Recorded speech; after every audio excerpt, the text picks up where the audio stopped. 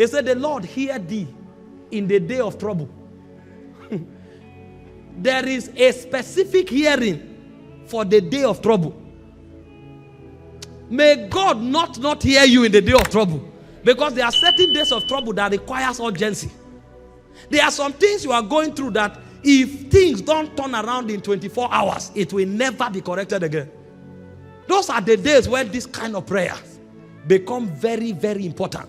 He said, the name of the God of Jacob defend you. Go further and see what the Bible says. It says, send help from the sanctuary and strengthen you out of Zion. Why is God particularly sending you help from the sanctuary? It is in verse 3.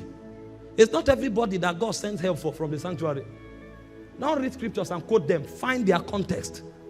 He said, he will remember all thy offerings and accept all thy burnt sacrifices.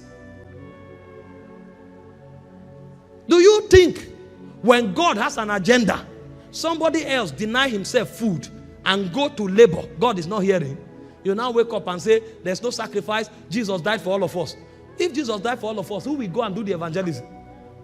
Who will set the stage? And you think God will look at that person who negates his comfort and goes out in the cold to set the stage and ignore him? He said those kinds of people, God sends them help from his sanctuary. We are not the same in the eyes of God. In salvation we are equal, but in kingdom we are different.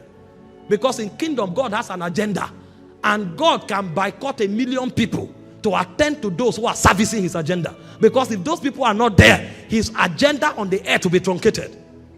And so when you find a man of sacrifice, that's a man walking perpetually under the atmosphere of intervention.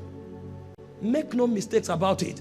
Sacrifice is a weapon, and that weapon is most important for the last day.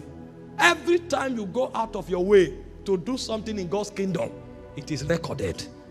In the day of trouble, even if you don't speak, that sacrifice will speak. In Genesis chapter 4 verse 4, the Bible spoke concerning Abel, that he gave a more excellent sacrifice than Cain.